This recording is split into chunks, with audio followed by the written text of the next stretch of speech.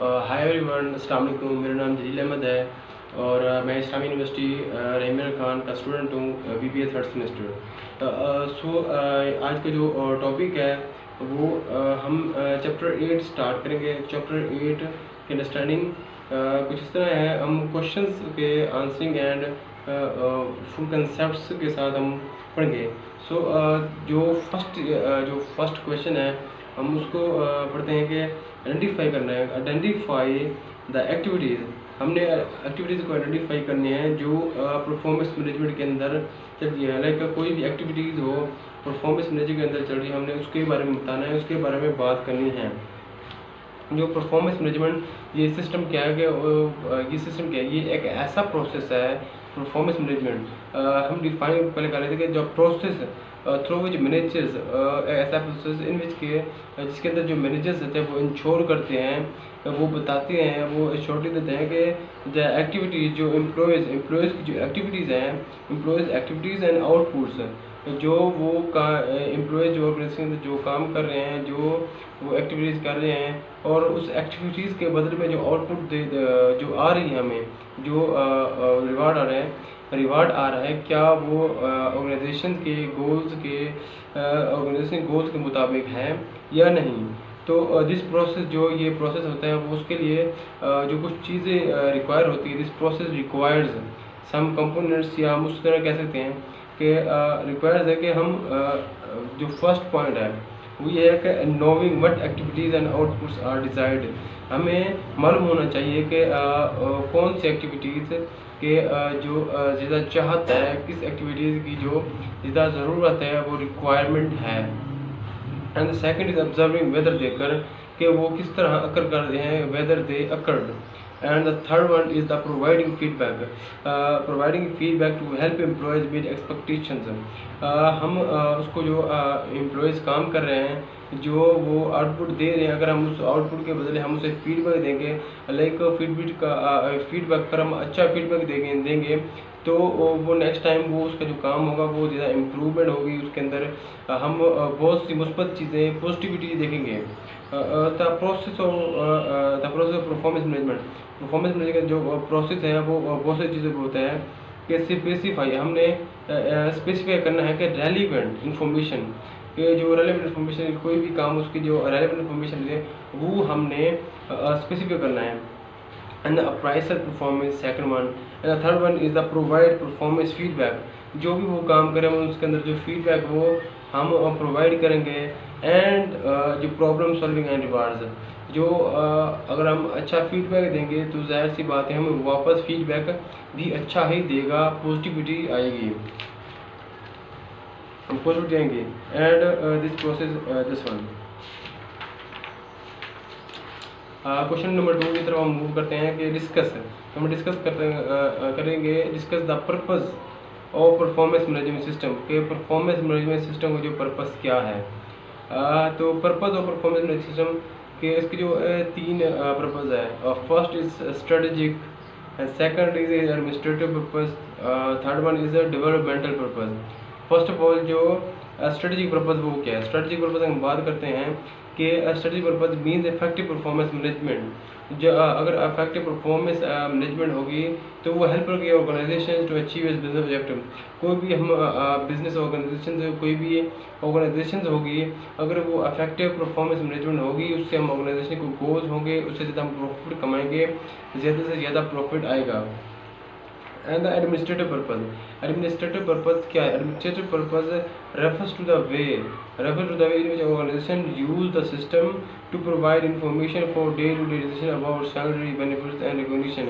Administrative purpose का जो most purpose वो यही है कि वो इंफॉर्मेशन कलेक्ट करता है। And in which ways in which organisation use system, जो ऑर्गेनाइजेशन है वो सिस्टम को यूज़ करते हुए वो इंफॉर्मेशन प्रोवाइड करते हैं for the employees for day to day decision about salary, benefits like जितने भी एम्प्लॉयज़ करते हैं वो सैलरी जो है वो इक्वली अमंग, लाइक अगर एक ही लेवल पे काम करते हैं तो उनकी जो सैलरी दी जाती है वो भी बराबर ही दी जाती है, उनके ऊपर जो है करेक्ट इन्फॉर्मेशन दी जाती है एम्प्लॉयज़ को। As the development purpose mean that it serve as a basis for development employees के knowledge and skills. Development purpose का ये है कि जो एम्प्लॉयज़ है उसके हम डेवलपमेंट करनी है, किसकी को वो development for their next level knowledge and the next level skills.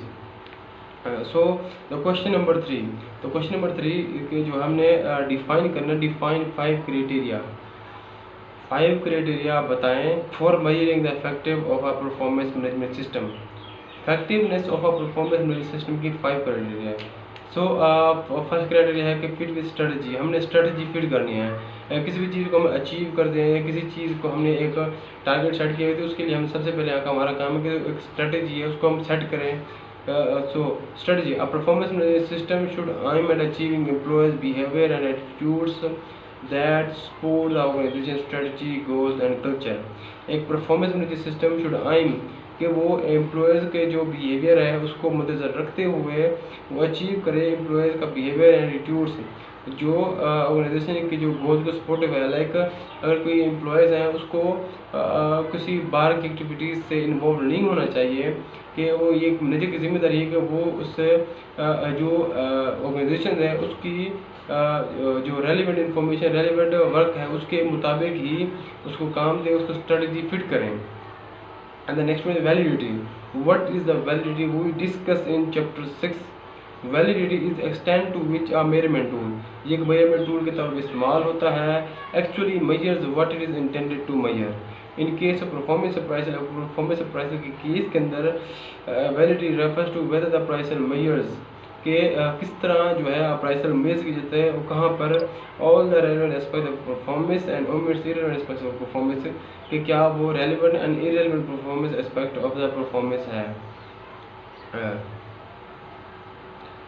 So the third one is reliability, कि क्या वो चीज़ रिलायबल है, रिलायबिलिटी को भी हमने मद्देनजर रखते हुए है, मद्देनजर रखना है। So reliability with regard to performance measures, हम रिगार्ड टू परफॉर्मेंस मेजर्स की बात कर रहे हैं तो reliability describe the consistency of the results. जो रिलायबिलिटी है वो कंसिस्टेंसी होती है, जो किसी भी चीज़ की वो कंसिस्टेंट हो। जब वो कोई भी चीज़ है, लाइक हमारी कंपनी है तो हम उसको कंसिस्टेंसी नहीं होगी तो हम वो कंसिस्टेंट प्रॉफिट नहीं कमा सकेंगे। हमारी एम्प्लॉयज़ हैं उसको भी कंसिस्टेंट रहना चाहिए, हर एक चीज़ में कंसिस्टेंसी लाजमी है। सो consistency of the results that the performance measures will deliver, जो परफॉर्मेंस है वो जो उसका जो मेजरमेंट का जो तरीका है वो टूल है वो उसका कंसिस्टेंट होना चाहिए, जो हमें वो प्रोवाइड करता है, डिलीवर करता है। Integrated reliability is consist of results, वो रिजल्ट्स के ऊपर कंसिस्ट होती है one more than 1% measure performance, जब एक से ज़्यादा जो इंसान की एम्प्लॉयज़ की जो परफॉर्मेंस हम मेजर कर रहे होते हैं। सिंपली हम asking a supervisor to rate an employee's performance on a scale of 1 to 5 would likely have a low interior reliability. The rating will differ depending on who is scoring the employees. कि simply हम इस तरह कह सकते हैं, एक supervisor है हम उसको कहेंगे कि कोई भी एम्प्लॉयज़ है जो उसकी जो रेटिंग है एम्प्लॉयज़ की रेटिंग वो हमने 1 to 5 की रेटिंग जो है वो हमने बतानी है एम्प्लॉयज़ की परफॉर्मेंस के ऊपर। सो इतना जो 1 या 2 पॉइंट्स का हर एम्प्लॉयज़ के अंदर फ़र्क आता है उसकी परफॉर्मेंस के ऊपर, उसकी अप्राइसल के ऊपर। सो दे likely would have a low interior reliability. The rating will differ depending on who is scoring the employee. The test rated reliability refers to consistency of results. We refer to the consistency of results over time. If performance measures lack test rated reliability, determining whether an employee's performance has truly changed over time will be impossible.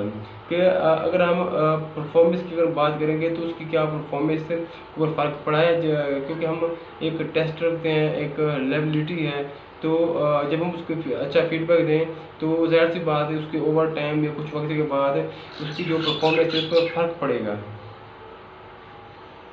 Question number हम 4 कहते हैं। Question number 4 ये है compare the measure methods, हमें measure methods वो compare करने हैं for measuring performance.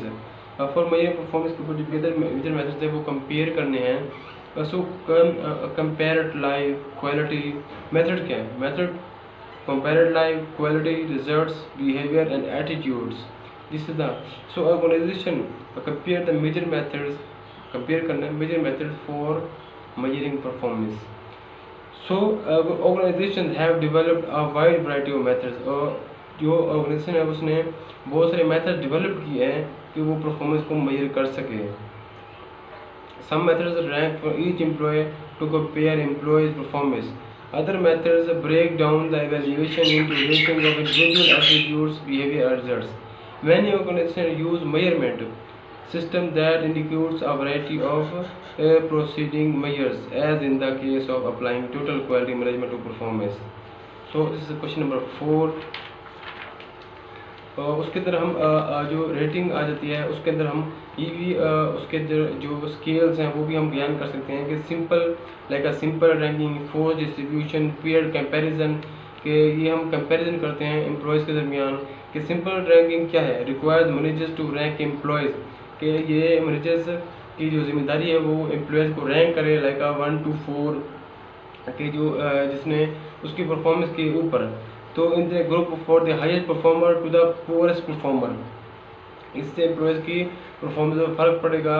जो पुअरेस्ट परफॉर्मेंस आज दे रहा है वो कल को अच्छी परफॉर्मेंस दे रहा है इसे अच्छे फीडबैक की वजह से। Force distribution assigned a certain percentage of employees के assign a certain percentage of employees to reach category in set of categories. So the pair comparison compares each employee with each other employees to establish ranking के हमने employ को एक दूसरे के साथ compare करना है for establishing the ranking.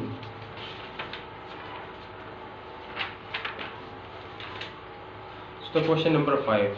Question number 5 describe major sources of performance information के जो major sources of performance information क्या है in terms of the advantages and disadvantages। हमने मेजर सोर्सेज से बयान करने हैं कि performance information in terms of the advantages and disadvantages. So all the methods of performance में require decisions about who collect and analyse the performance information के जो जितने भी मेथड्स हैं वो परफॉर्मेंस इंफॉर्मेशन को जो परफॉर्मेंस इंफॉर्मेशन के हैं वो सबसे पहले डिसीजन ये है कि हु विल कलेक्ट कि कौन कलेक्ट एंड एनालाइज इंफॉर्मेशन करेगा। तो information performance information to qualify for this task कि हमने कोई भी टास्क को हमने क्वालिफाई करना है तो a person should have an understanding of the job requirement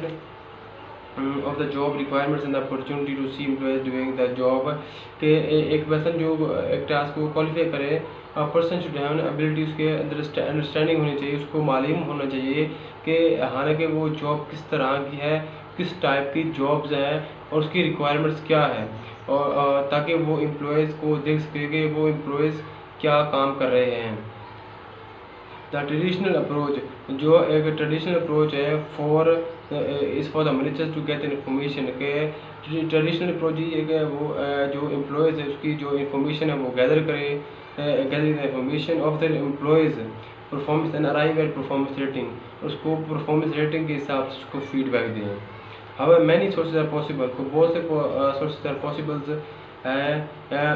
possibilities of information sources include managers है, peers है, subordinates हैं, self and customers। So 360 degree performance appraisal भी इसी के अंदर आ जाता है कि performance sources है major sources के अंदर कि performance measurement एक performance that combine with the information from the employees। 360 degree performance appraisal के अंदर हम managers, peers, subordinates, self and customers का जिक्र करते हैं। Define the types of rating errors. Rating errors क्या है?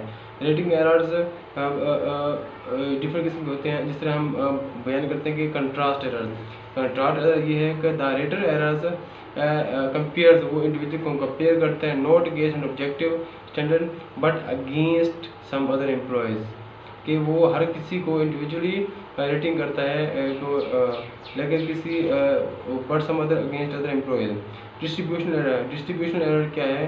The rater turns to use only one part of the rating scale किसी भी एक पार्ट या स्केल को यूज़ कर सकता है। उसके अंदर हम स्केल्स हैं को लीनेंसी है। लीनियंसी में हम क्या है कि वो एक तो जो रिव्यूअर है वो रेट्स एवरीवन करता है at the top of the level, जो वो एक टॉप पर रखता है।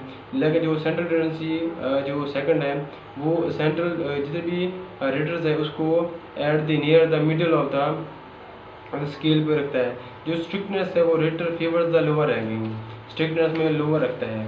जो रेटर बियास एंड उसके अंदर hello rate error and horns error, ये भी दो एरर है। उसके अंदर क्या है कि when the Beas in favourable direction, जब भी बियास एरर के अंदर जो है वो डायरेक्शन फेवरेबल होगी देन इसके मिस्टेक टेल द एम्प्लॉयज़ को, वो एम्प्लॉयज़ को बताया जाता है कि एक गलती से कि they can need to improve in any area, कि वो किसी भी चीज़ में इम्प्रूव ना करें। ये एक error mistake tell the employees. So the horns error when the bias involves negative ratings, जब भी अगर हम किसी को फीडबैक देते हैं, अगर रेटिंग के अंदर नेगेटिविटी हो, अगर गलत रेटिंग दी जाए तो जो एम्प्लॉयज़ के अंदर उनके अंदर एक फ्रस्ट्रेशन आएगा कि वो इससे हालांकि वो परफॉर्मेंस इम्प्रूवमेंट की बजाय उसकी परफॉर्मेंस ख़राब होगी, माहौल ख़राब होगा, इन्वायरमेंट ख़राब होगा ऑर्गेनाइजेशन का।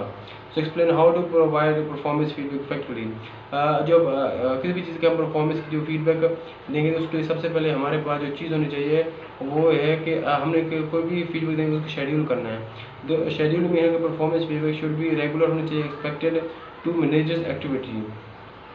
सो annual feedback is not enough, annual feedback ये काफ़ी नहीं होगा। And the employee should be receive feedback जो दैट विल मैनेजर्स, कि वो उन्हें मालूम होना चाहिए कि मैनेजर्स एनुअल क्या कहने वाला है। And preparing for feedback session, के प्रिपेयर करना है, manager should be prepare for each formal feedback session, कि उसको हर फीडबैक फॉर्मल सेशन का प्रिपेयर होना चाहिए। And connecting the feedback session conduct करना चाहिए कि during the feedback session manager किसी भी एक अप्रोच को जो चुनना चाहिए वो जो थ्री सिचुएशन है उसके अंदर किसी like tell and sell, tell and listen. जो टेल एंड सेल वो ये है मैनेजर्स एम्प्लॉयज़ को फीडबैक देते हैं और उसको जस्टिफाई करता है कि वो कहाँ पर गलत है। जबकि टेल एंड लिसन का ये है कि वो मैनेजर्स एम्प्लॉयज़ को फीडबैक देता है और उसकी सुनता है कि वो कहाँ पर गलत है, वो एम्प्लॉयज़ खुद बयान करता है। एंड द प्रॉब्लम सॉल्विंग के अंदर जो मैनेजर्स एंड एम्प्लॉयज़ मिलकर काम करते हैं ताकि वो जो सॉल्व है प्रॉब्लम है इसको सॉल्व कर सकते हैं। And the last question is to discuss the legal and ethical issues that affect the performance management. Performance management के अंदर legal and ethical issues क्या है? जो legal issues है उसके अंदर हम बयान करते हैं कि जो performance management process are often review or scrutinized in cases of discrimination, कि discrimination or dismissal, इम्तियाज़ और गैर मुनसिफाना बर्तरी के जो चीज़ें हैं वो लीगल इश्यूज़ के अंदर आते हैं। जबकि एथिक इश्यूज़ की ये है कि हम किसी भी एम्प्लॉयज़ की मॉनिटरिंग करते हैं तो उस प्लेयर्स की मॉनिटरिंग के अंदर हम इलेक्ट्रॉनिक डिवाइस तब कंप्यूटर इस्तेमाल करते हैं। तो उसके अंदर जो लॉ सूट है तो वो ये कहता है कि वो इश्यूज़ कंसर्न इश्यूज़ होते हैं वो प्राइवेसी के लिहाज से। तो इसलिए हमने एक लॉ सूट है कि lawsuit related to performance usually involve discrimination and unjustified dismissal to protect. हम जब प्रोटेक्ट करेंगे both kinds of lawsuit, तो इससे इम्पोर्टेंट है कि हमारे पास एक legally defensive performance management system है। जो legally defensive performance management system क्या है उसके अंदर जो कुछ पॉइंट्स है। अगर legally defensive management system should include based on valid job analysis, एक वैलिड जॉब एनालिसिस होना चाहिए जो with requirements for the job success clearly communicate to employees. Performance management should be evaluate behaviours are clear are results rather than traits, के किसी भी चीज़ का हम बिहेवियर के ऊपर क्लियरली कम्युनिकेट टू एम्प्लॉयज। तो multiple raters should be used, multiple raters use होने चाहिए। All the performance rating should be reviewed by upper level, जो अपर लेवल मैनेजर है वो रेटिंग को रिव्यू करें ना कि लोअर लेवल या नीचे वाले लेवल के। So I end my lecture and thank you everyone.